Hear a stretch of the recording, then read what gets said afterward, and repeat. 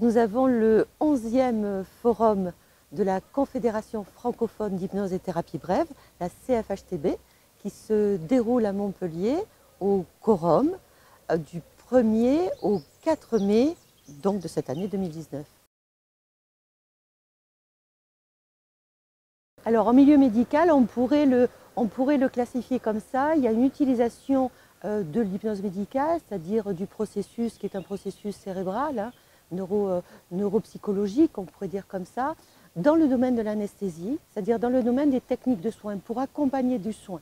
Alors là, on va utiliser effectivement ce processus hypnotique comme une réalité virtuelle, au lieu effectivement que le patient passe dans sa tête un film catastrophe, anxiogène, qu'est-ce qu'on va me faire, qu'est-ce que je vais ressentir.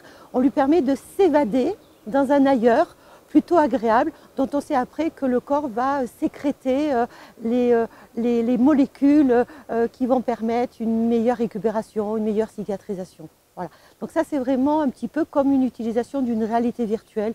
Au lieu de penser à quelque chose de douloureux et désagréable, je vais penser à quelque chose d'agréable. Donc on va jouer sur la mémoire, effectivement. Et puis après, il y a toute l'utilisation dans le champ de la médecine, en dehors de la technique de soins, pour effectivement prendre en charge, soit en psychothérapie, les phénomènes, effectivement, tout ce qui va être émotion. Dès qu'en fait il y a une émotion qui va nous poser un problème, nous allons effectivement aider les gens à revisiter, réhistoriser, revisiter, redonner du sens et puis surtout du vécu. Parce que autant, effectivement, c'est le thème aussi de notre forum, l'hypnose aux frontières du réel. J'ai voulu ce titre-là pour montrer qu'effectivement, nous sommes à l'interface entre l'imagination, qui va nous permettre effectivement de mettre en image, en virtuel, et après effectivement de le concrétiser dans la réalité du corps. Et c'est ça qui est intéressant, c'est cette concrétisation corporelle qu'on a de l'hypnose. Alors là, ça va effectivement de toutes les maladies chroniques, soit pour effectivement travailler sur les émotions, soit pour accompagner, pour faciliter, pour suggestionner des capacités naturelles et physiologiques du corps humain. Alors oui, elle prend de plus en plus la place qu'elle mérite. Elle mérite un petit peu plus de recherche scientifique et effectivement de facilitation à son utilisation dans les grandes structures. Mais maintenant, on peut presque se demander quelles sont les structures médicales qui n'utilisent pas l'hypnose de façon très lisible et facile.